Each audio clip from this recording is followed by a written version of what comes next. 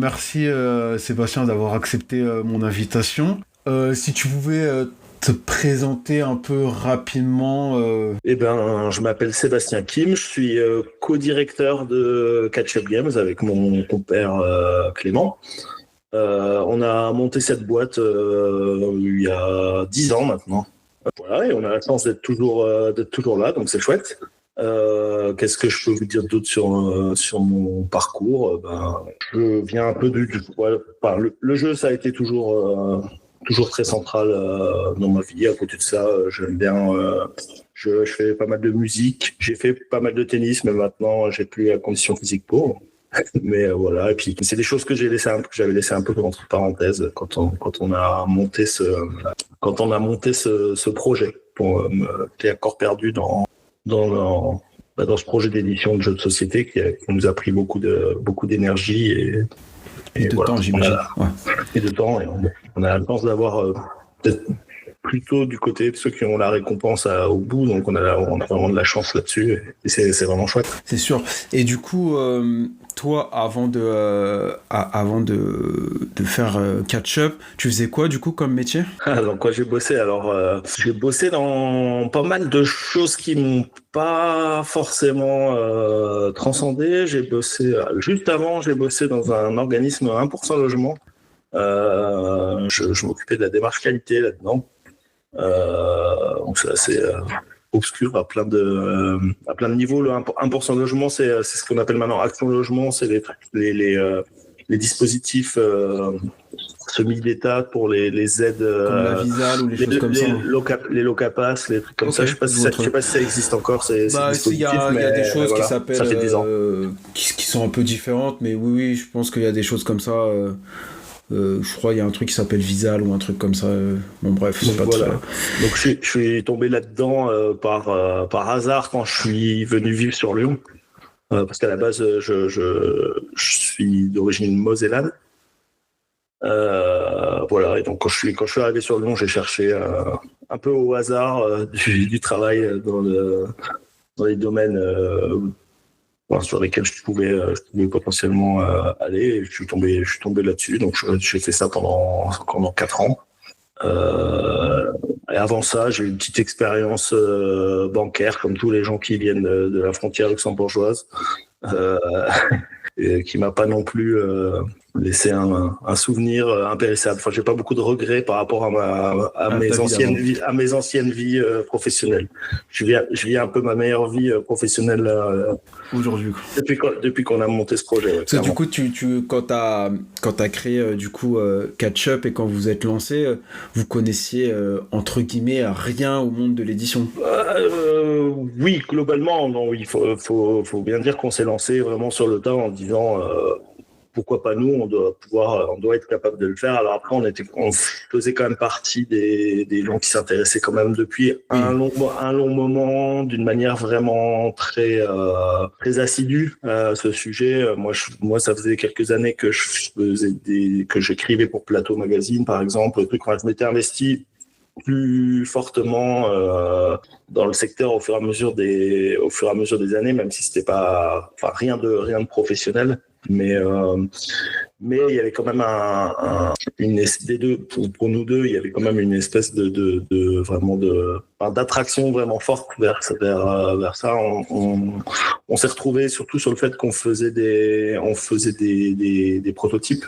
Moi, on était très intéressés par le game design et donc on faisait des prototypes de jeux et on s'est rencontrés, on a bien accroché, et on a commencé à s'aider sur nos prototypes et on a découvert qu'on avait tous les deux envie de faire quelque chose professionnellement dans le secteur du jeu. Et par rapport à où on en était, par rapport à ce qu'on pensait du marché, peut-être mis à tort, mis à raison, et par rapport aussi à la force des prototypes qu'on avait, on a plutôt construit un projet d'édition que de se dire tiens, on pourrait vivre en tant qu'auteur. On avait un peu la croyance à l'époque que ce serait plus compliqué de vivre en tant qu'auteur, de vivre de cette activité en tant qu'auteur que de vivre en tant qu'éditeur. Bon, spoiler, je pense que c'est pas énormément plus simple de vivre en tant qu'éditeur, mais voilà. Oui. Mais aujourd'hui, en tout cas, on a cette chance de vivre de cette activité. Ça nous a pris quelques années pour arriver là, mais aujourd'hui, c'est 100% voilà. Catch-up, quoi. Oui. Et du coup, tu faisais des prototypes et à aucun moment, ou même aujourd'hui, tu t'es dit, peut-être là maintenant que vous êtes en place, essayez d'éditer un de vos jeux. Je pense que si on avait eu l'impression d'avoir un proto vraiment hyper cool qui est avec un bon potentiel, on serait parti là-dessus. Mais moi, je pense qu'on a toujours eu en commun d'être quand même assez exigeant, assez difficile, et je pense qu'on avait et aussi de pas être trop les premiers fans de notre travail. Et je pense que ça aide quand on est dans ce genre de secteur. Et donc on s'est toujours, assez naturellement, quand on a cherché des projets, on a un peu écarté nos projets parce que pour aucun des deux, l'autre disait à l'autre, non mais si, il faut qu'on fasse ton proto là, c'est trop bien, il faut qu'on édite ça. Donc ça a été assez facile d'aller vers autre chose et de se dire qu'aussi que probablement si la plupart des éditeurs ne s'auto-éditaient pas, c'était peut-être pour une raison. Et c'est vrai que quand on a commencé à travailler en développement sur des protos. Un des premiers protos, c'est le proto de Cyril Sapiens, qui est le premier jeu qu'on a édité. Quand on a commencé à travailler là-dessus, on s'est dit tiens, c'est quand même plus facile de travailler sur le projet de quelqu'un d'autre par rapport à tout ce que tu dois réfléchir en termes d'édition, parce que t'as pas les biais d'être toi-même l'auteur et d'être attaché à certaines idées qui, même si elles marquent pas. Des fois, les processus intellectuels, ça nous, on trouve ça hyper satisfaisant, hyper cool, mais le résultat, ça marche pas follement. Or, les gens qui vont jouer à un jeu, ils vont pas se dire tiens, je trouve pas ça très efficace, mais ça marche pas bien, mais waouh, l'idée derrière, elle était intéressante, donc je vais quand même continuer à jouer à ce jeu-là alors que ça marche pas bien. Oui, c'est du concret. Par exemple, moi, je suis monteur dans la publicité et un peu dans le cinéma, et c'est vrai que quand je monte, on va dire, des projets de réal, j'ai ce recul de me dire, même si ce plan-là, ça peut être le plus beau plan du monde, il marche pas. Et le réal, il est attaché. Et je lui dis, moi, comme j'ai le recul, je lui dis, ok, ton idée était bien, mais l'exécution, dans l'ensemble, ça fonctionne pas. Donc, faut l'enlever, faut trouver une situation. Et c'est vrai que quand, du coup, on a le recul, quand c'est pas notre création, on a ce recul de casser des choses quand faut casser des choses et de reconstruire autrement parce que on a moins cet attachement, on va dire, personnel qui existe dans toute création en vrai en soi. Ouais, je pense que c'est très comparable du coup, mais effectivement pour trancher et prendre les bonnes décisions, c'est utile d'être un regard extérieur à vraiment ce processus créatif et toutes les itérations, toute l'énergie que tu as pu mettre dedans, parce que malheureusement à l'arrivée, c'est pas une évaluation de combien de temps tu as passé sur telle idée, c'est pas ça qui fait que un jeu va être plus ou moins bien ou pas, quoi. C'est sûr. Mais le fait d'avoir fait quand même du game design et d'avoir quand même fait vos protos, ça vous a quand même aidé dans le développement de jeux. Est-ce que ça vous avez quand même la connaissance des leviers, de certaines choses, de certaines possibilités ou pas forcément? Alors c'est sûr qu'on a cette sensibilité-là et que forcément ça joue sur la façon dont on travaille sur les projets, en considérant assez rarement, ou en tout cas on va toujours, quand on récupère un projet, on va toujours se dire où est-ce qu'il en est, qu'est-ce qu'on peut encore faire pour améliorer. Et si la réponse c'est non, tant mieux en fait. On n'a pas du tout la volonté de faire du développement, pour avoir l'impression d'exister dans le projet. Mais par contre, avoir vraiment la recherche de se dire, tiens, qu'est-ce qui pourrait être important de faire, comment est-ce qu'il faudrait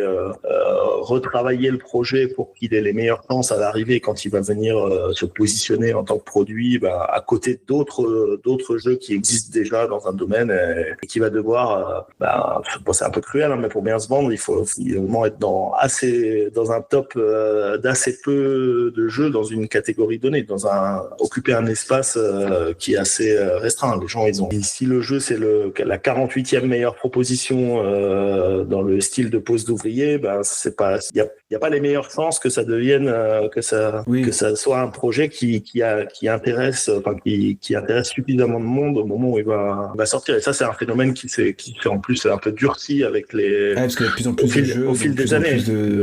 Oui, il y a un cycle de vie des jeux qui est de plus en plus cruel en fait. J'ai l'impression qu'aujourd'hui c'est un peu comme je refais un parallèle avec le cinéma, c'est un peu comme au cinéma, on va dire les 2 premières semaines, voire je peux ajouter la 3e, mais je suis même pas sûr, sont les plus importantes. Si les 2 premières semaines le lancement est raté, la vie du jeu est presque morte avant d'avoir une vraie vie, quoi. On sait très vite quel genre de vie le jeu va probablement avoir. Alors après, il peut y avoir des exceptions, des jeux qui sont des mèches plus lentes. Nous, on l'a vu une fois dans notre parcours, on l'a vu avec Q-Birds, par exemple. Q-Birds, c'est un jeu chez nous qui a jamais explosé, mais qui s'est vendu limite un peu mieux au fil du temps, et notamment à l'étranger. Et ça, mais il y a aucun pays où c'est des ventes phénoménales. Mais du coup, mais voilà, sur le long terme, ça reste toujours. Mais ça devient pas un best-seller. Ça devient jamais les Aventuriers du Rail ou quoi. C'est juste, on se rend compte que c'est un jeu qui a une courbe qui n'est pas la courbe normale. La courbe tristement normale, c'est plutôt des premières semaines où tu vas écouler une bonne partie de ton premier tirage, et après tu peux assez vite avoir des ventes qui descendent en dessous de 100 jeux par mois, et là ça devient compliqué parce que c'est long. Oui. Et puis les stocks, ça coûte du prix et tout. Et voilà. Et quand tu tiens encore proche de 100 jeux par mois, ça peut être rentable, ça peut être ok de se dire tiens, le jeu il continue à exister, il fait 80-100 ventes par mois en France.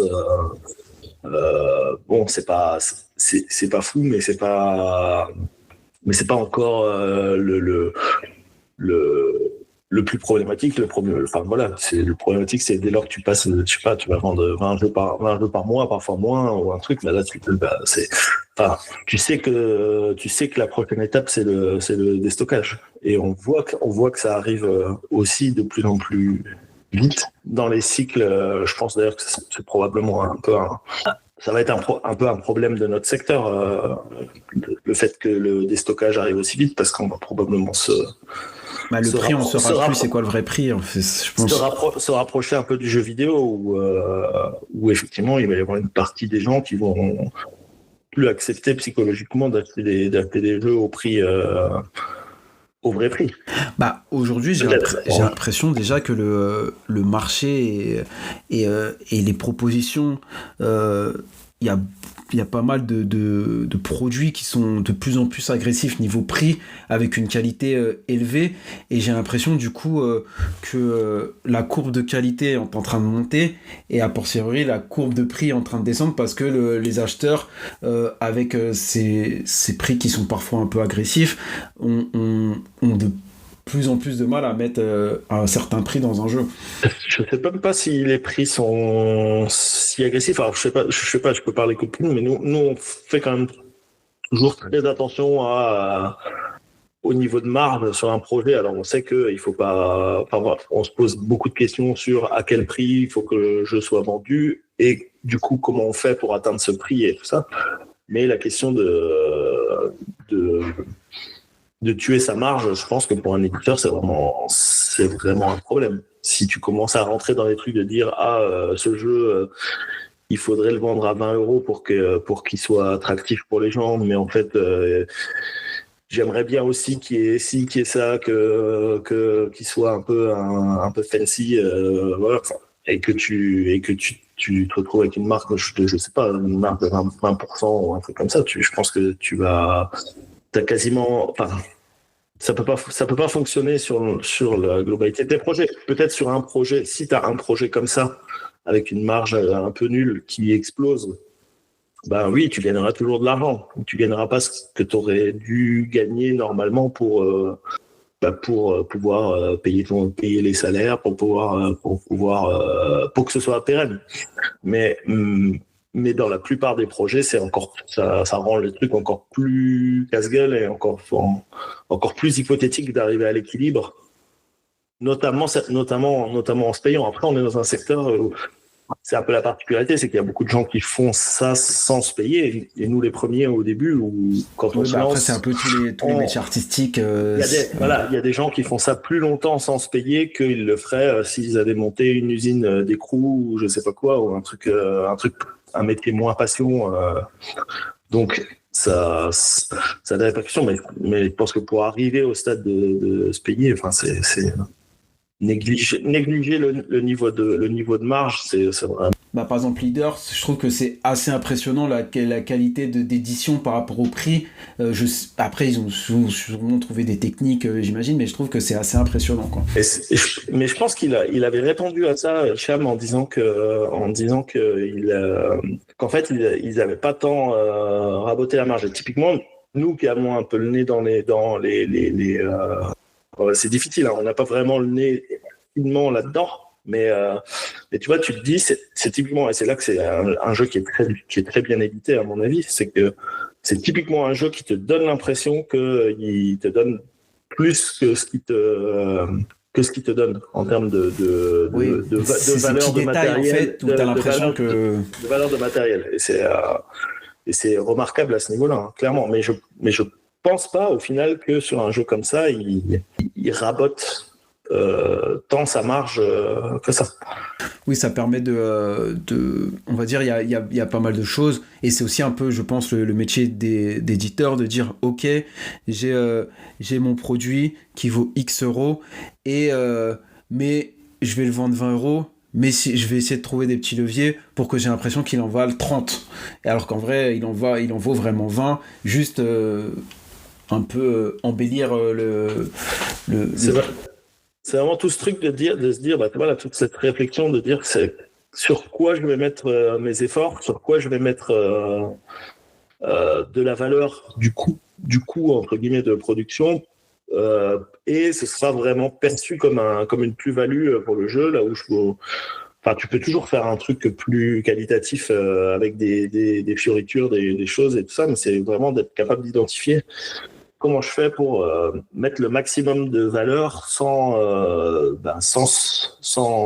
sortir de ce que ça devrait me coûter de faire ce jeu. Après, on est aussi dans un secteur où il y a plein de choses, et il y aura peut-être plein de mutations à l'avenir, mais on est aussi dans un secteur où entre la Chine fausse beaucoup ce qu'on peut produire, comment, à quel prix, parce que les coûts de production sont vraiment beaucoup plus bas que ce qu'on peut trouver en Europe. Et en Europe de l'Est, c'est beaucoup plus bas que ce qu'on peut trouver en France en termes de production. Et donc, c'est aussi ça qui est très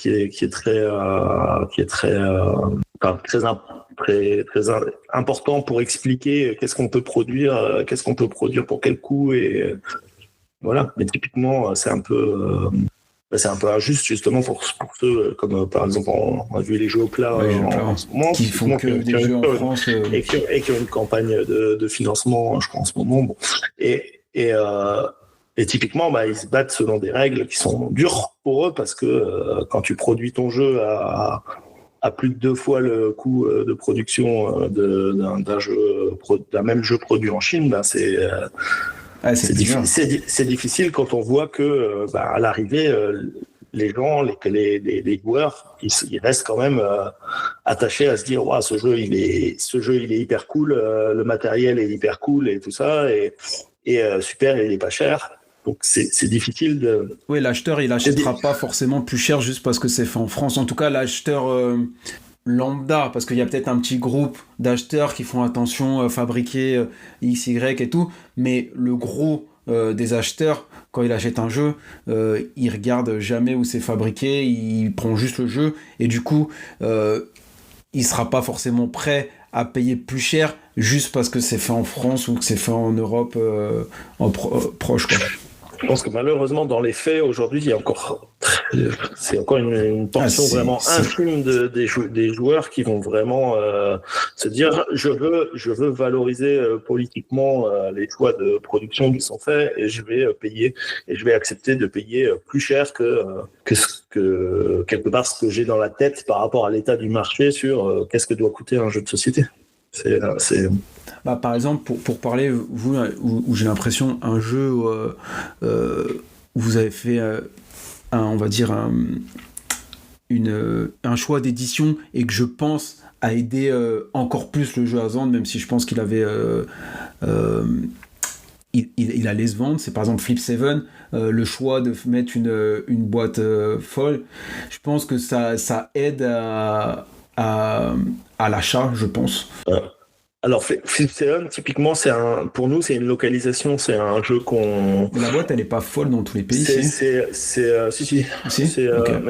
Et donc, c'est Ziop qui fait ça, qui a développé le jeu aux États-Unis. Mais oui, je pense que pour un jeu de ce type-là, il a l'avantage d'être, je pense, alors c'est subjectif, mais un peu, on va dire, moins moche que certains concurrents dans ce genre de créneau des jeux vraiment efficaces, vraiment très grand public. Et effectivement, ils ont fait des choix de design qui sont qui à mon avis servent le jeu. Et effectivement, ce côté de la boîte brillante, ça permet en tout cas à la boîte de ressortir dans l'environnement des jeux. Je savais que c'était une localisation, mais je pensais que la boîte brillante, elle n'était pas partout. Je pensais que c'était que vous qui avez une boîte brillante. Non, eux-mêmes le font depuis la taille de boîte alors qu'ils changent peut-être. Nous, on a changé la taille de boîte. Après, c'est un projet c'est une localisation un peu plus pour nous parce que en lien avec BlackRock, on a notre distributeur, on a aussi les droits pour plein d'autres pays, en fait, tout ce qui n'est pas l'anglais. Et donc, c'est nous qui distribuons vers les autres pays quelque part En fait, vous localisez et les autres pays localisent par rapport à vous, c'est ça? Voilà. Et nous, on a ça en licence vis-à-vis de Ziop qui, eux, touchent des royalties sur chaque boîte qui est écoulée partout où on écoule des boîtes. Mais oui, on exploite le jeu. Pas que en France, et effectivement, quand on a retravaillé sur le produit pour avoir principalement une boîte plus petite, on a aussi fait une réécriture des règles. Enfin bon, on a un peu travaillé dessus quand même, mais voilà, quand on a fait ce travail-là, pardon, je me suis perdu. Pas de souci. Ça va arriver souvent, ça. Ça, c'est ma petite touche personnelle. Je ne sais plus où j'allais quand on a fait ce travail. En tout cas, c'était sur Flip 7. Et vous faites du coup pas trop de localisation, vous faites quand même plus de l'édition pure. C'est un choix où dans le futur, vous allez faire plus de localisation, 50-50 ou... Non, pour nous, la localisation, c'est toujours resté quelque chose un peu à côté. Nous, notre ADN, ce qui nous motive le plus à la base, c'est de signer des jeux, de les développer, de les éditer un peu comme...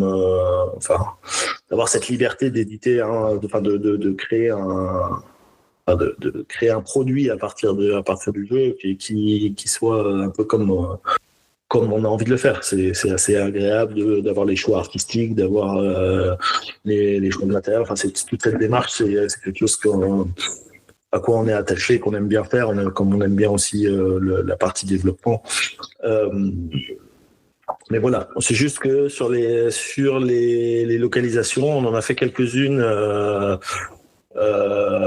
via Pandasaurus, qui est un partenaire important pour nous aux États-Unis. Donc on a ramené quelques-uns de leurs jeux en France, mais on a un peu reculé là-dessus parce que pour nous c'était pas très, on avait l'impression de ne pas le faire suffisamment bien, et en plus que c'était pas une activité très rentable pour nous de faire ça par rapport aux conditions aux conditions financières dont eux avaient besoin pour que ce soit rentable pour eux. Flip 7, c'est une opportunité, une opportunité assez incroyable, hein, mais voilà. C'est un concours de circonstances plus qu'heureux pour nous de faire. Pour le coup, d'avoir Flip 7 en plus avec d'être un peu le localisateur pour les autres pays, et de la façon, vu comment le jeu fonctionne, je pense que même pour la pérennité de catch-up et pour voir un peu l'avenir, je pense que c'est pas mal. Alors on était vraiment déjà là dans une période où on a eu la chance d'avoir enchaîné quand même des jeux qui fonctionnent bien, plusieurs succès vraiment importants déjà, en tout cas à l'échelle de tout ce qu'on a fait avant, des succès vraiment importants.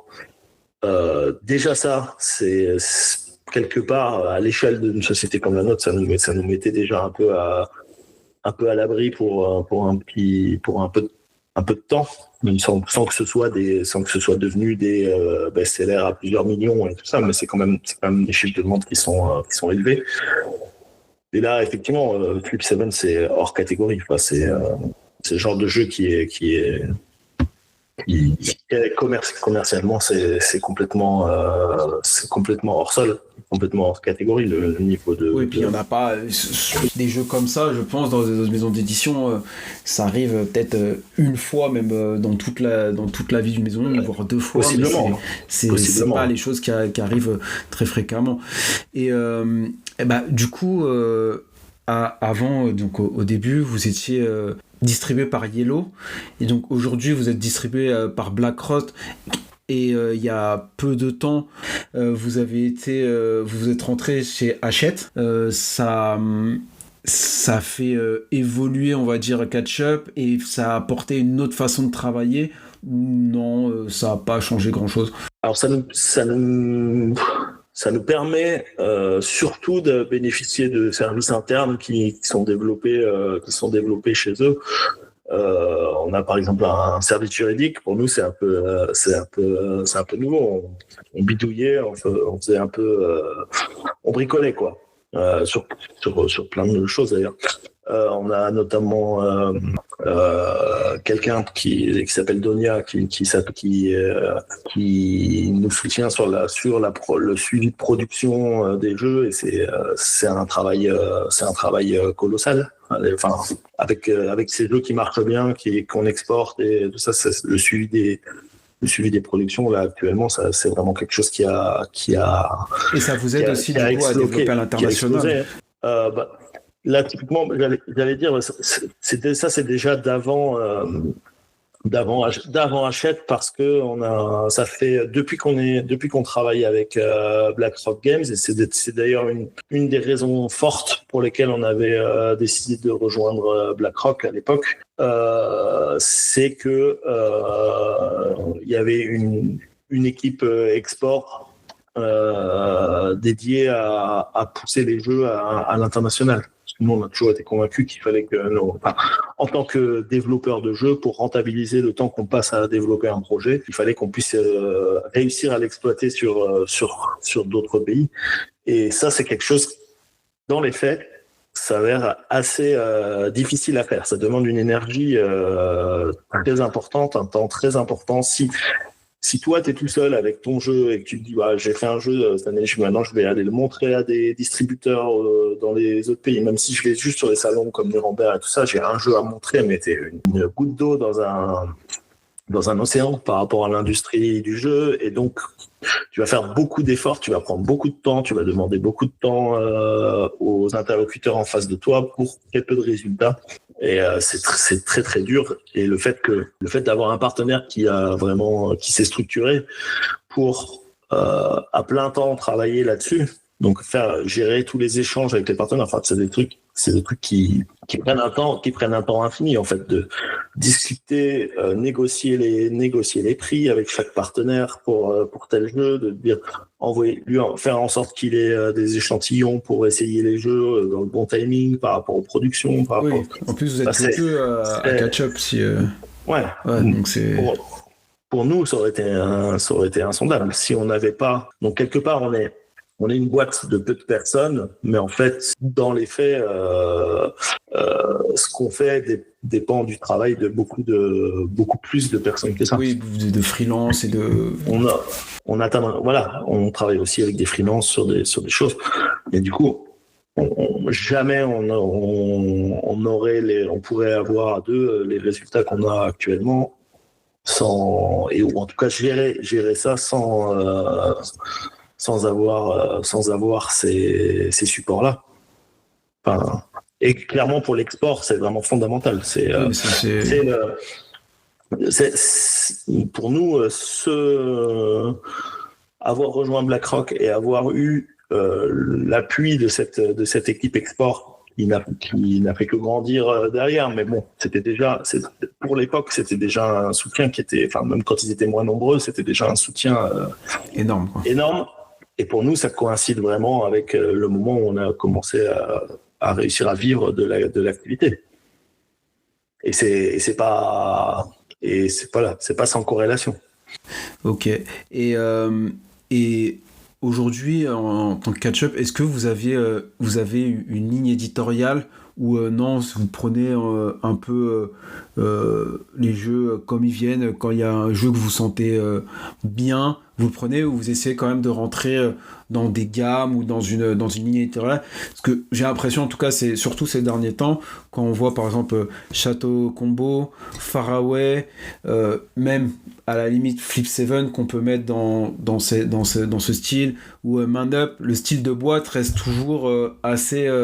c'est à peu près le même format, quoi. Alors, quand on essaye de pas multiplier les formats à l'infini, parce que c'est aussi quelque chose que les distributeurs aiment bien. Ils aiment bien avoir différents jeux à un même niveau de prix qui vont être à peu près dans des mêmes boîtages et tout ça. Et donc, je pense que ça excède un peu.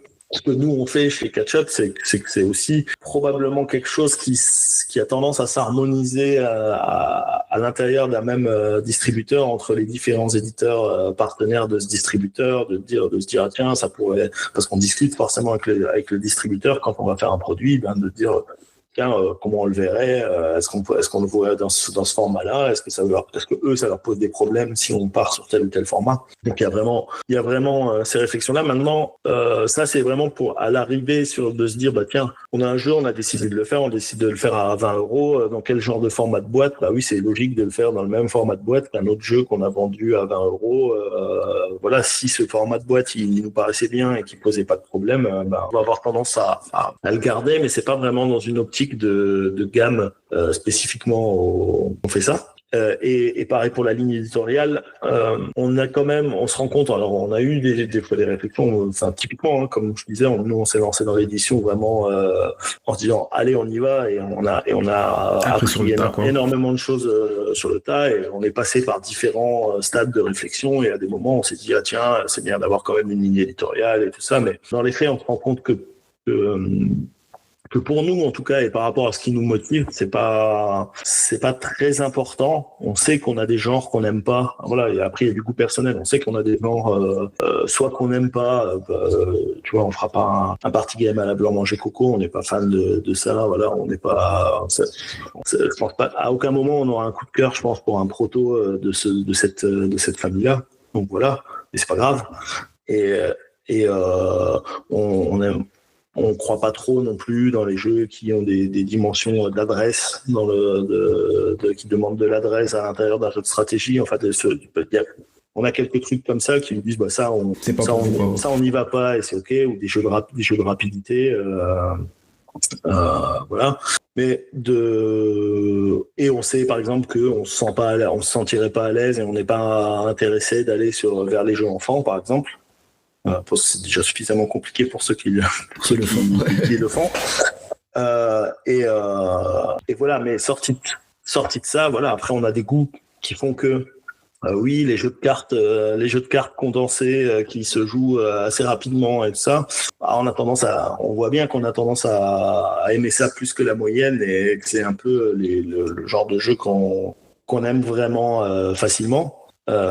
Mais d'un autre côté, on a envie de faire des choses, un peu différentes. Tu vois, on était hyper content de faire Flip 7 par rapport à ça, de se dire tiens, porter un jeu qui est à ce point beaucoup plus grand public que ce qu'on fait d'habitude, mais qu'on aime vraiment, qu'on aime sincèrement, qu'on trouve sincèrement bon. Nous-mêmes, on se voit bien y jouer et on y joue. Là, c'est hyper agréable dans la sensation de faire autre chose en fait, de pouvoir se lancer sur un autre type de projet. Là, on a dans les tuyaux, on a quelques projets avec des éléments un peu plus narratifs, notamment. Alors, c'est un peu ingrat et c'est énormément de travail ces projets-là, mais on était excités de se lancer vers des projets comme ça pour faire autre chose, pour voir autre chose. Donc la ligne éditoriale pour nous, c'est quelque chose qu'on n'arrive pas vraiment à s'astreindre à quelque chose vraiment de cet ordre-là. Par contre, ce qui est toujours important dans l'évaluation des projets pour nous, c'est de dire tiens, ce jeu-là, est-ce qu'on a l'impression que à la fois il nous plaît, voilà, mais est-ce qu'on a l'impression que si on le met sur le marché, est-ce qu'il a une chance de s'imposer? Alors ça marche pas toujours, mais oui, après si ça marchait toujours, toutes les maisons d'édition seraient millionnaires et on n'aurait pas cette voilà, mais forcément voilà, c'est toujours, ça revient toujours à cette question-là, c'est quoi les concurrents sur le segment où est ce jeu, et est-ce que le jeu il est suffisamment fort pour avoir une quelconque chance de s'imposer, de détrôner un des jeux qui se vend actuellement pour prendre sa place et parce que vous avez toujours, même quand vous faites du sourcing. D'ailleurs, en parlant de sourcing, j'avais une question aussi sur ça. Par exemple, est-ce que avec Cachette à la longue ou peut-être ça existe un peu, le sourcing va être globalisé un peu comme Lab4Game avec les studios d'Asmodée, où il y a un sourcing pour tous les studios et après ils redistribuent ou des choses comme ça, ou pas du tout? Alors on peut jamais dire jamais, parce que c'est forcément, si à partir du moment où il y a des gens au-dessus dans une structure, il pourrait virtuellement se passer n'importe quoi, mais je pense que c'est vraiment pas du tout dans leur croyance et dans leur ADN éditorial. On a quand même la chance, je pense, que le groupe soit issu de l'édition de livres. Et viennent vraiment de ça, et quand même une culture éditoriale qui soit très forte, et ça se ressent quand même sur la façon dont pour l'instant en tout cas ils entendent laisser chaque studio vivre sa vie et faire ses choses, faire ses trucs en compétition entre guillemets, comme avec n'importe qui d'autre, pour qu'au final ils ont, j'ai l'impression, cette croyance que pour tirer, tu vois, même d'une manière capitaliste, tirer le meilleur des studios qu'ils ont rachetés, il vaut mieux les laisser faire comme ils faisaient avant, et ce qu'il a priori ils supposaient savoir faire. Et en sourcing, est-ce que souvent ça vous arrive de voir le jeu pour sa mécanique, logique, mais parfois de dire bon, ce jeu est super,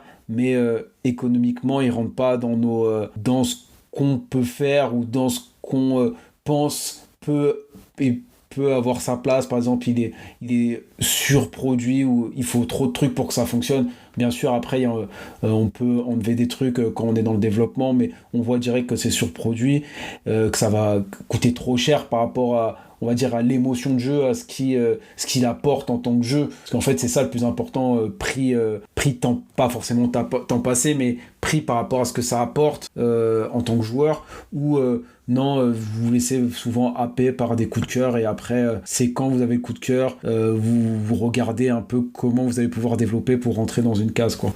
Je dirais que le coup de cœur, l'envie d'aller vers un projet pour l'étudier plus en profondeur, c'est un peu la première impulsion. Mais en fait, ces questions-là, elles arrivent très rapidement, de se dire, ce jeu-là, est-ce que l'expérience de jeu, elle a besoin d'un matériel qui est disproportionné? Est-ce qu'il y a si quand je vois un proto, je me dis, là, ça va pas du tout. Il y a 60 dés pour une expérience de jeu qui doit être à 15 €, pas plus, pour être pour pouvoir se vendre, pour rester dans les clous de ce que ça devrait être, entre guillemets. Et c'est toujours subjectif, hein, ce que tu estimes ce qu'un jeu devrait être. Mais bon, voilà. Mais je pense qu'il y a quand même un peu des... Après, un party game à 60 €, voilà, ça se vend plus difficilement. Un peu des constantes, voilà. Et du coup, tu te dis, même si le concept, il est super, t'es tout de suite dans cette problématique de te dire, tiens, comment... est-ce que c'est possible de retranscrire cette même expérience de jeu qu'on trouve cool au bon prix matériellement? Et si c'est pas le cas, malheureusement, voilà, c'est pas un projet auquel tu vas t'accrocher parce que de toute façon, il y a aussi ce truc il y a le côté rationnel et économique de dire, oui, on est là pour vendre des jeux, pour vivre, pour faire de l'argent en vendant des jeux, mais il y a le côté aussi très mêlé à ça, c'est le succès du jeu. C'est aussi ce qui valorise tout le travail, qui donne un sens à tout le travail que tu as pu faire sur un projet. De te dire, tiens, il rencontre un public, il intéresse des gens continuent à y jouer plus de 2 semaines après que je l'ai mis dans la boutique.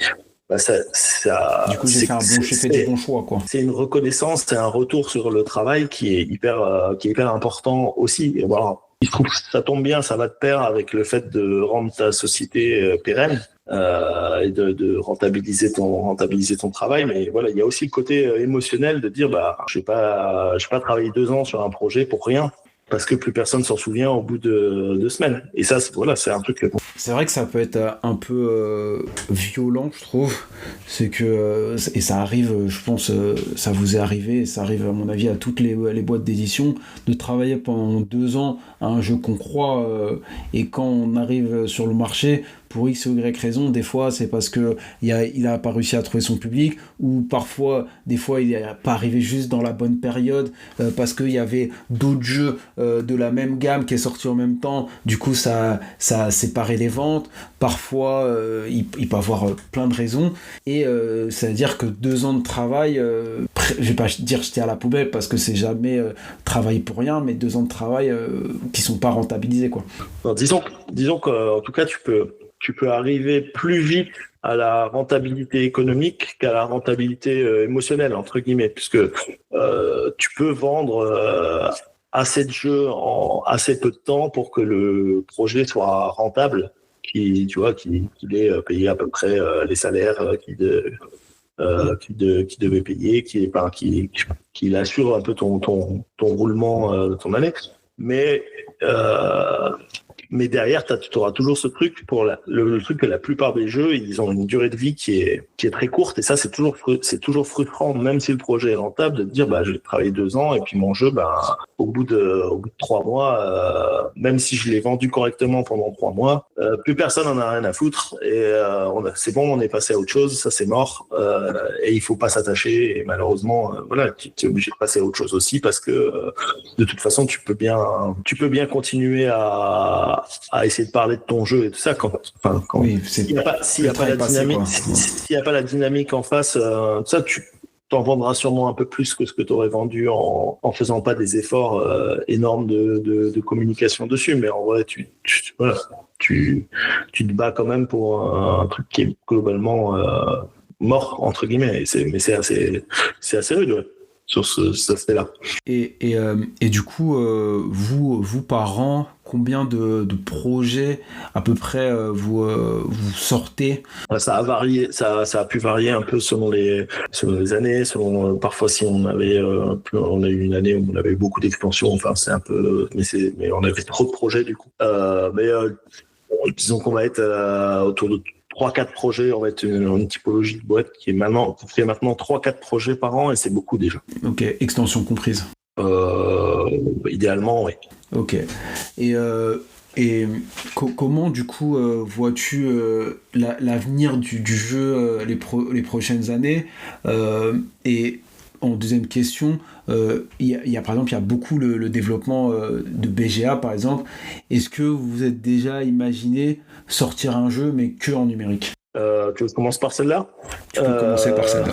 Typiquement, je pense que ça reste quand même la spécificité de notre médium là, du jeu de société, d'être là pour réunir les gens autour d'une table, autour d'un verre, d'avoir ce moment de convivialité en physique premièrement. Moi, je pense pas que la digitalisation ça va être l'évolution de ce secteur, parce que notamment le jeu vidéo en soi fait plein de trucs plus efficacement en termes de boucles, d'addiction, de choses, de rythme, donc tu pourrais avoir effectivement un jeu de type Eurogame qui sort uniquement sur des consoles, ou sur une plateforme avec une IA, et voilà, et ça cartonnerait parce que le jeu est très bien. Ça s'appellerait peut-être Slay the Spire, donc je sais pas, tu vois, mais c'est un peu ce genre de choses, mais au final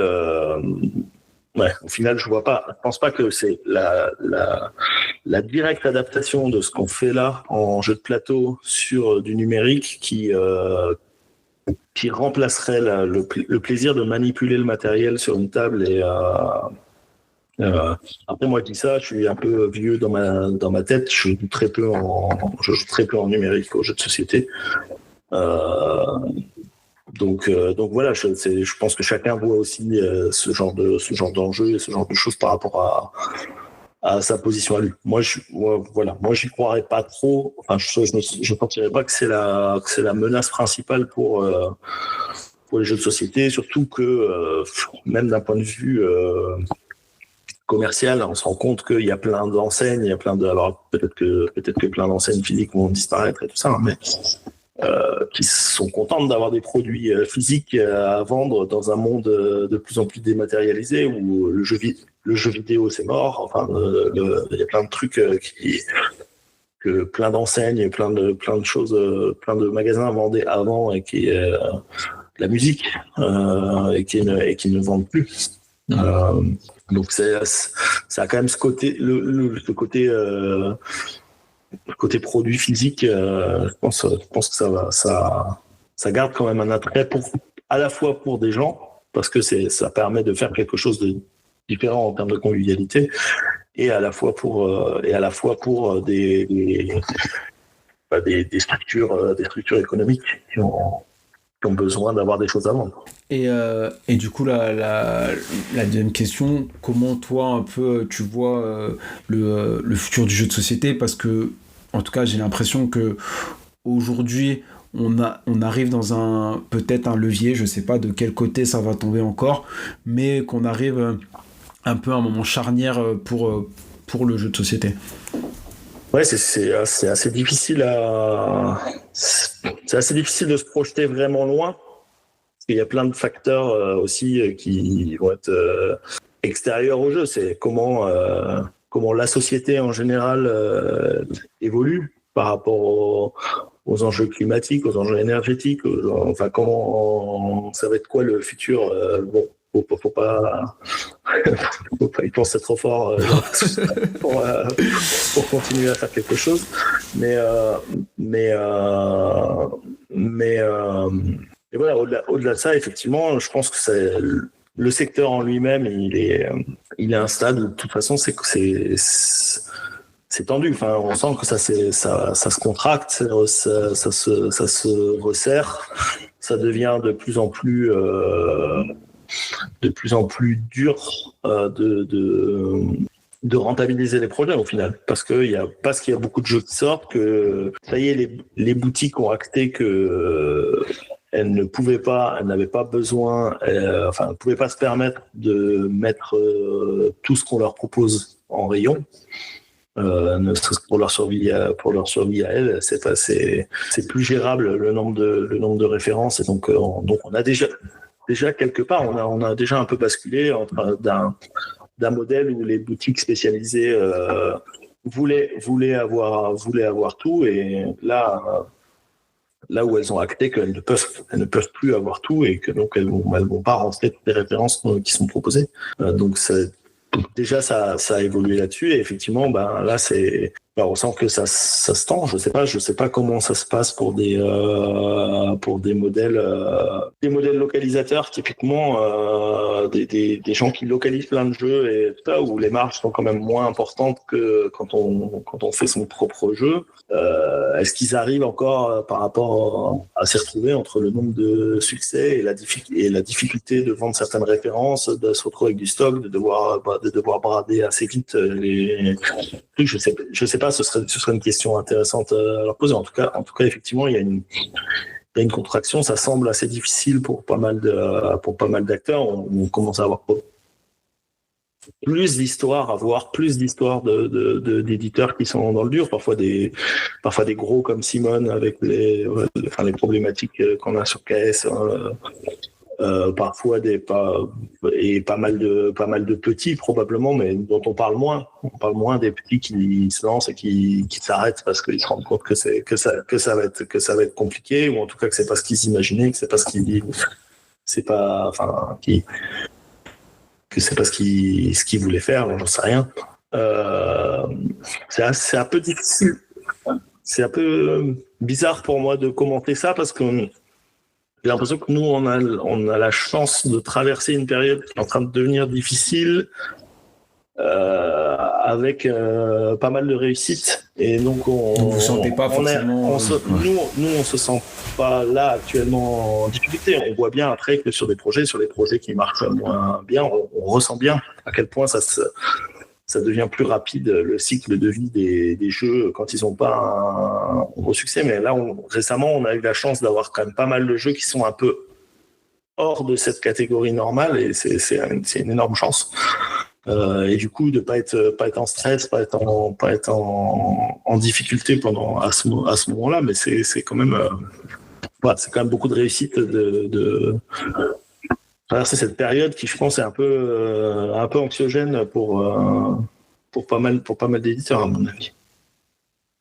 Du coup, maintenant, on va parler un peu des prochaines sorties de catch-up. Du coup, il y a une extension pour Far Away, si je me trompe pas, qui va arriver. Et après, il y a quoi d'autre qui va bientôt arriver?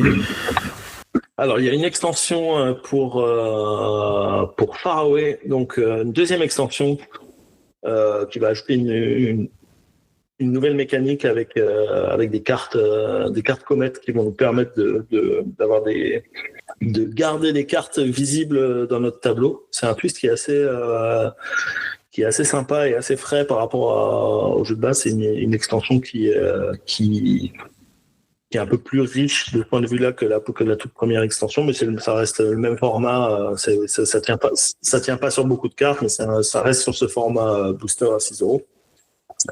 On a une petite extension pour Château Combo qui va arriver aussi en fin d'année, qui va apporter une mécanique un nouveau type d'effet qui fonctionne avec des cadenas. En gros, c'est des effets one shot que tu vas pouvoir utiliser, mais tu vas avoir le droit de les déclencher quand tu veux. Et donc voilà, mais une seule fois, mais ça apporte quand même des petites. Ça apporte des petites combos supplémentaires sur notamment la gestion des pioches et des cartes qui se trouvent dans la rivière, des choses comme ça. Voilà, donc ça c'est pour les extensions, et après on sera déjà à 2026.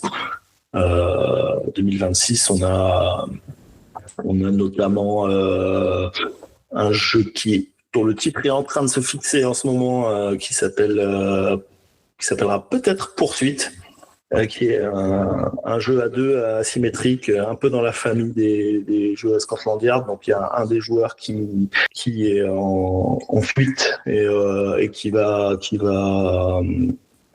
jouer caché en fait, ce qui va se déplacer de manière cachée sur la carte du monde. En gros, le pitch du jeu, c'est assez proche de Attrape-moi si tu peux. Le film, c'est un peu ça. C'est le jeu de... comment il s'appelle déjà ? Celui de la cafetière. Gauthier, c'est ça. Gauthier et Baptiste Laurent. Donc Gauthier de Cotreau et Baptiste Laurent. Ils sont tous les deux à la cafetière. Ouais. J'ai vu passer le proto quelque part. Ok. Donc, c'est un jeu très thématique, très tendu, très cool. On a pas mal d'espoir sur ce jeu, du coup, sur la plupart des jeux. On verra, mais voilà. En tout cas, c'est mieux d'avoir l'espoir à ce moment-là.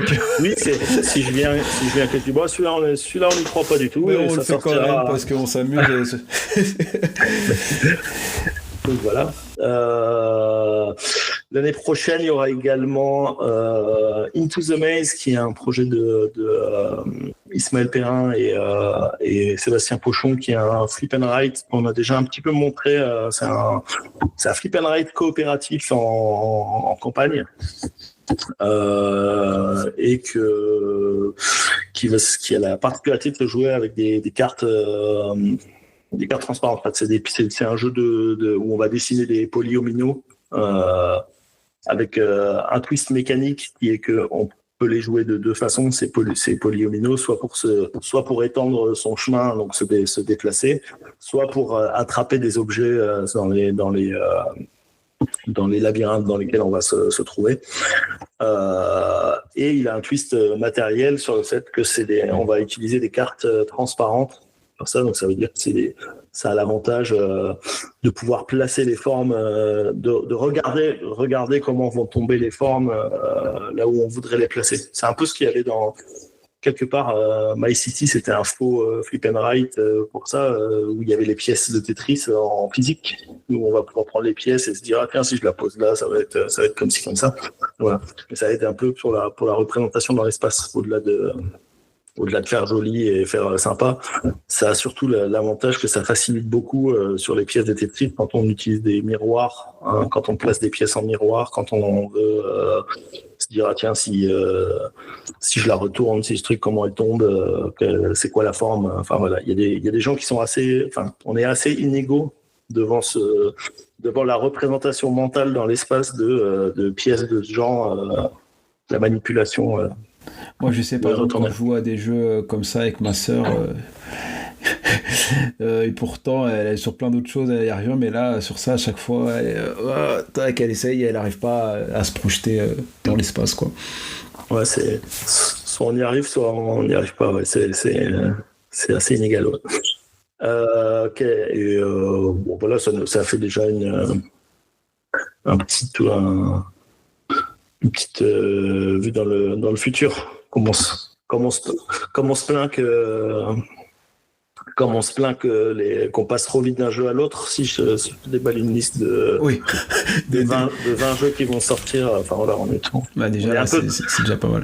Dans notre secteur, on est un peu trop dans le futur et pas assez dans le présent parfois. C'est sûr. En tout cas, à chaque fois que je parle à des éditeurs, presque les jeux qui sortent ou qui vont sortir, ils ont déjà presque sauté. Ils sont déjà presque plus sur un autre projet que sur celui qui va sortir. Très bien, du coup on va passer un peu à la deuxième partie où je vais te poser des questions. Il faudra du coup que tu me droppes des noms de jeux et des jeux un peu qu'on construit ton parcours de joueur.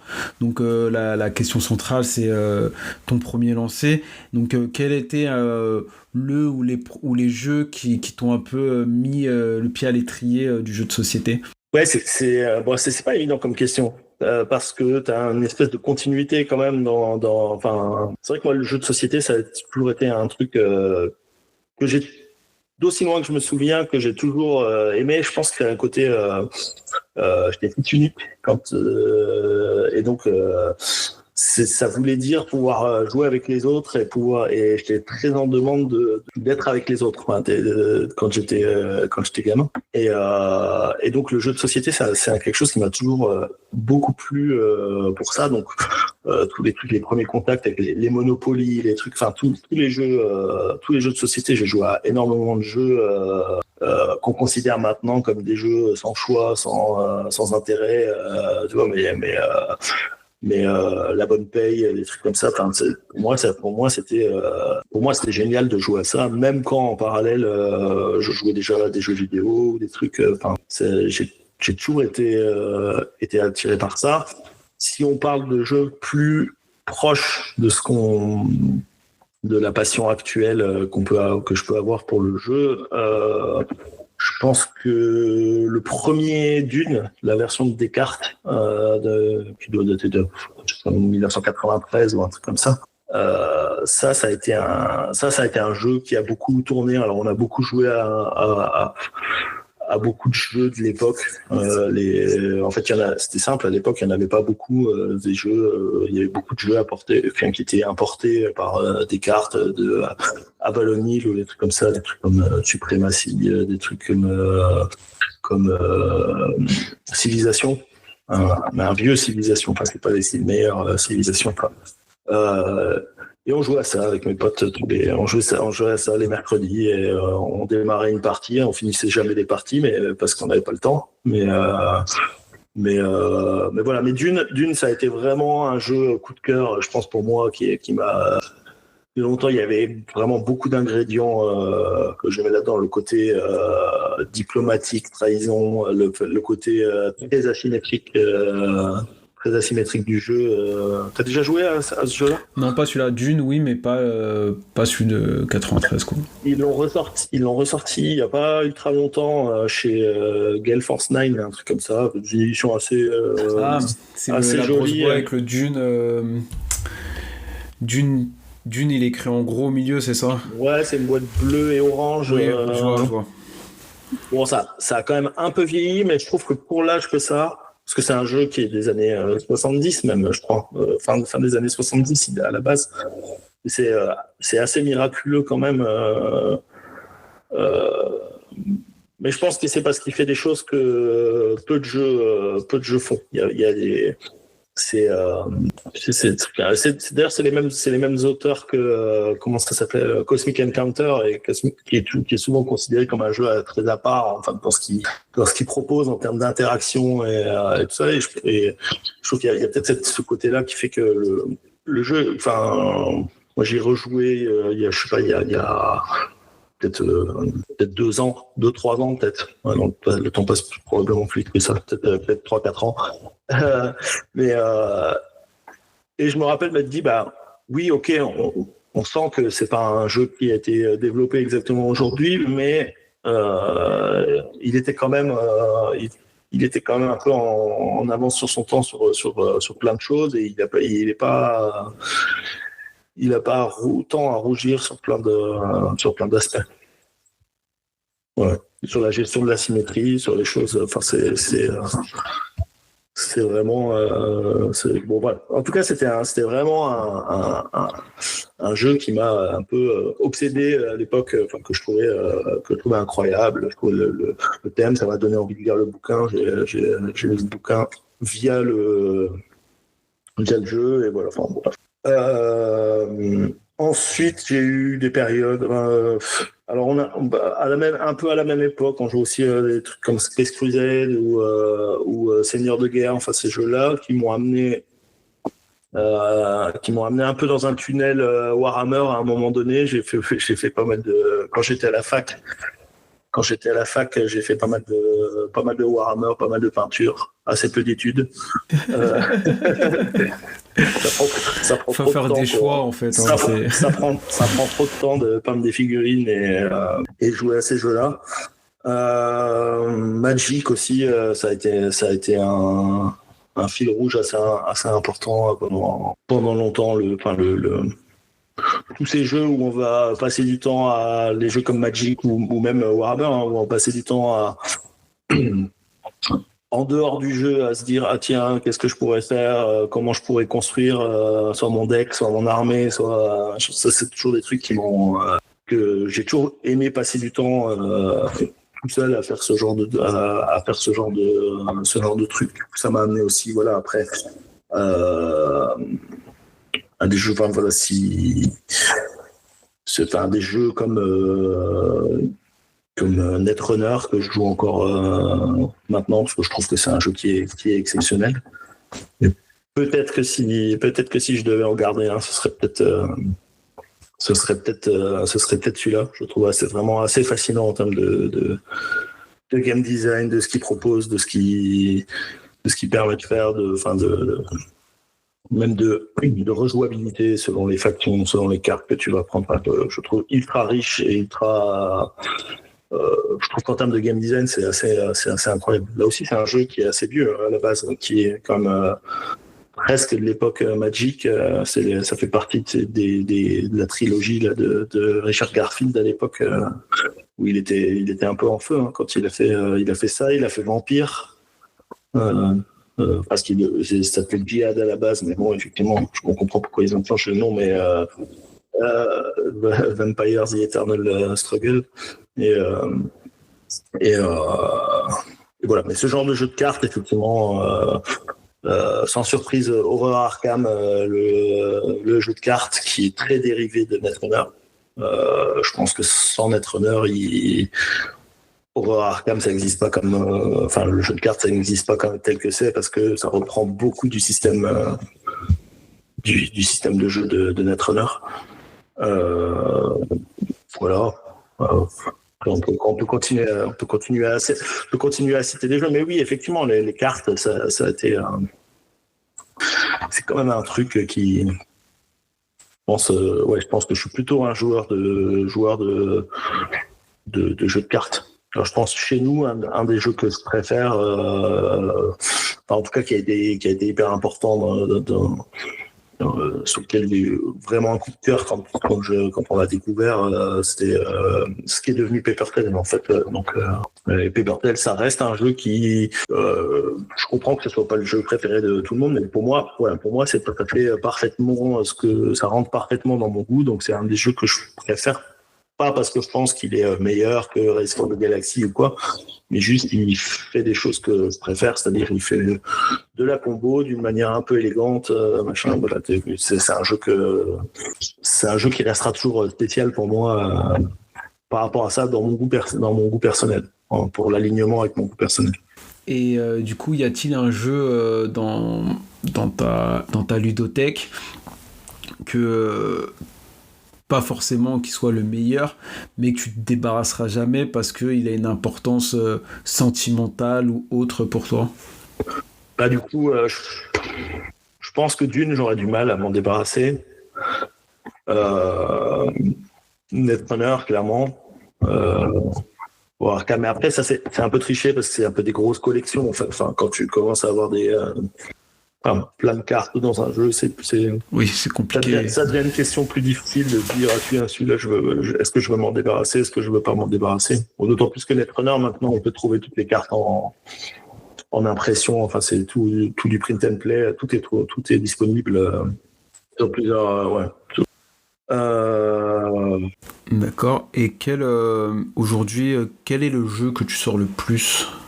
C'est compliqué parce qu'au final, je joue quand même relativement peu. On est toujours les cordonniers, les plus mal chaussés, parce qu'on bouffe quand même du jeu, beaucoup de prototypes. On bouffe quand même énormément de jeux pendant toute la journée. Donc effectivement, c'est pas mal. Sur mon temps libre, d'autant que moi je vis pas avec quelqu'un qui est fan de jeux. Je joue quand même assez peu aujourd'hui. Je jouerais peut-être une fois par semaine max. En dehors à des choses qui sont pas des protos, on va pas travailler sur nos projets et tout ça. Donc sur cette régularité-là, c'est pas évident. Ce sur quoi j'ai passé le plus de temps probablement la dernière année, c'est Netrunner. de ce point de vue-là, de me remettre à Netrunner. Aurora Arkham, le jeu de cartes, je vais tourner un peu en boucle sur ces trucs. Et c'est aussi parce que je pense que c'est des projets qui permettent de passer du temps agréable pour moi sans être en situation de jeu, en fait. C'est-à-dire que je peux être chez moi tranquille, faire des decks, regarder les cartes. Ouais, plus en détente et pas forcément d'être de jouer encore, parce qu'en fait c'est vrai que la difficulté c'est quand c'est ton métier, tu fais ça tous les jours. Quand tu joues, même si bon c'est un métier plaisir, mais t'as quand même ce sentiment de travailler un petit peu, quoi. Ouais, je sais pas si c'est tant le fait de travailler, mais que de se dire, sur le temps libre que j'ai, le peu de temps libre que je peux avoir, je vais peut-être être plus en recherche d'autres activités. Typiquement, j'ai repris la musique et ça me prend beaucoup. Enfin, ça me prend du temps et je sens que j'ai plus envie d'aller vers ça actuellement que de réfléchir à quel jeu je vais pouvoir jouer, avec qui, comment on va s'organiser, voilà. Mais en même temps, je suis pas blasé dans le sens où si on me propose de jouer, j'ai envie, tu vois, je vais avoir envie d'aller jouer, je vais avoir envie de faire une session sur un jeu, peut-être d'une manière un peu plus sélective sur quel jeu, à quoi on va jouer et tout ça, par manque de temps. Mais voilà, c'est pas non plus de l'ordre c'est pas du tout en mode rejet. Ça, je rejette parce que j'en fais trop dans mon travail. Non, ça reste toujours une passion et voilà. Si tu me dis allez, on va faire un jeu, presque. Ouais. D'accord. Et on va rentrer du coup dans la dernière partie du podcast qui est un petit jeu. Tu arrives du coup sur une île déserte et tu peux ramener du coup avec toi que 5 jeux. Quels seraient donc ces 5 jeux ? J'ai commencé à répondre, c'est un peu de la triche, mais je vais amener mes collections de cartes, je vais amener mes collections d'Aurora Arkham, de Netrunner. Après, pour des choses plus classique, je pense que, alors c'est peut-être parce que c'est récent et que voilà, mais je pense que Fleet 7 ce serait un bon candidat parce que je vois que quand tu le présentes, ça plaît à tout le monde en fait. Enfin, ça a vraiment cette force de pouvoir plaire à tout le monde et de pas demander. Et voilà, c'est vraiment sur un autre créneau de on veut faire un jeu sans avoir besoin de faire aucun effort, sans qu'il y ait de discrimination entre les gens qui jouent beaucoup à des jeux de stratégie et ceux qui ne jouent jamais ou qui ont peur de pas comprendre et voilà. Je pense que c'est un jeu. Alors voilà, peut-être que je m'en lasserai, mais typiquement c'est vraiment, comme je disais, c'est vraiment un jeu, d'autant plus qu'on n'a pas travaillé dessus en développement, donc c'est quand même un peu je pense à la base un regard un peu froid sur le projet, de dire à quel point j'aime bien et tout ça, mais pour nous ça a été vraiment un coup de cœur sur cet aspect-là. Pour nous ça nous semblait vraiment une évidence assez forte, mais voilà, il me reste des places à... Il me reste 2 places. Je vais paraître complètement égocentrique, mais je pense que c'est parce que comme je te disais, je joue pas autant que je voudrais à des jeux édités, donc peut-être que je décroche un petit peu aussi par rapport à ce qui pourrait me filer des coups de cœur chez les autres gens, mais du coup allez, je reviendrai sur nos jeux. J'emmènerai Paper Tales et The Loop, qui sont des projets qui sont un peu à part sentimentalement pour moi, et même dans le plaisir d'y jouer, par rapport au type de complexité, au type de poids du jeu, au type de format, au type de trucs qui sont des jeux qui sont tout à fait dans mon goût en termes de ce qu'ils proposent. Ça veut pas dire qu'ils sont meilleurs que les autres qu'on a fait, et voilà. Typiquement, s'il y avait la question de sentimentale, Sapiens, c'est un jeu qui est incroyable pour nous, parce que c'est le premier, c'est la jeunesse, première fois Cyril Leroy, l'auteur, qui nous fait confiance à ce moment-là de notre parcours où on n'a pas de société, où on n'a pas de truc pour body, en fait. C'est vrai que c'est impressionnant, quoi. Pour porter son projet, et ça a eu un impact qui est déterminant dans notre capacité, dans la construction de notre société. Donc tu vois, si c'était vraiment purement sentimental, j'irais plus là-dessus. Après, je pense que il y a là-dessus, par rapport à un matériau qui était quand même très, très fort, je pense qu'on fait des erreurs de développement qui sont un peu de jeunesse aussi sur le jeu. Je ne sais pas dans quelle mesure on aurait pu vraiment en faire un plus gros succès que ça a été. C'était déjà un succès d'estime et c'est bien. Mais maintenant, en rejouant, je vois des choses dessus où je me dis pas ça. Mais après, ça, c'est l'expérience, c'est normal aussi. Voilà. Mais voilà. Ok. Et en plus, on n'en a pas trop parlé, mais c'est vrai que The Loop, j'ai l'impression aussi que ça a été un peu une bascule pour Ketchup en termes de reconnaissance, on va dire, dans le milieu de l'édition. Ah ouais. En tout cas, en milieu extérieur, j'ai ce sentiment.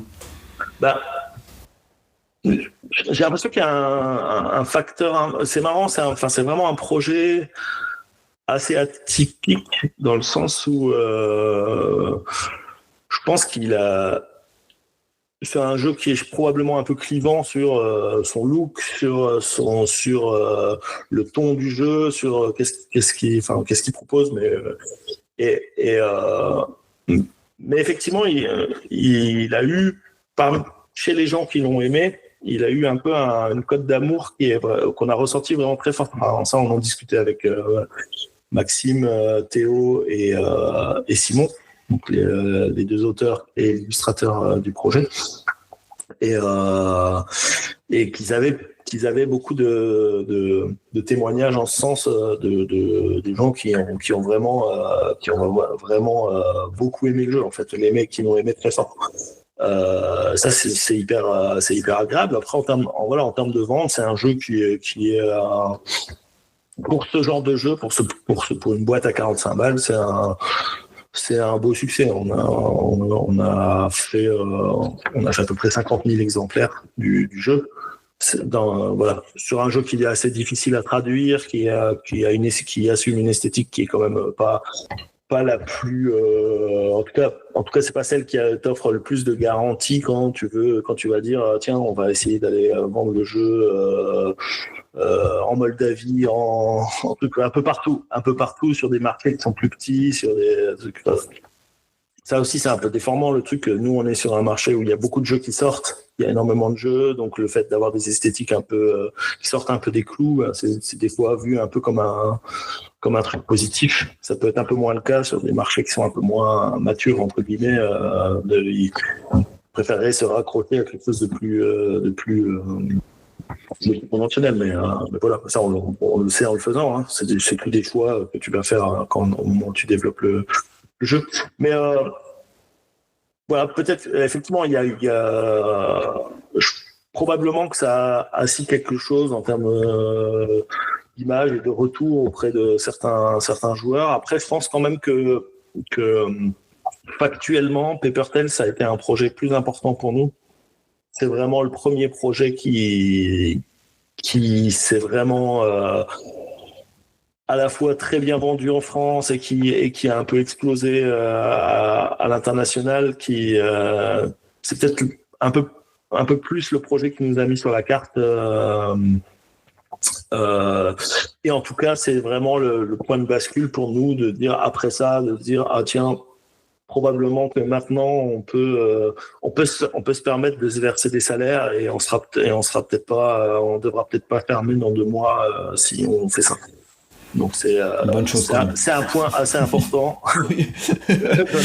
dans notre petit parcours. Ouais. Ok. Bon en tout cas, merci beaucoup pour cette heure et demie passée avec moi et avec nous. C'était très cool. On a du coup appris pas mal de choses sur toi et sur Ketchup et j'espère qu'on se croisera du coup sur le monde du jeu.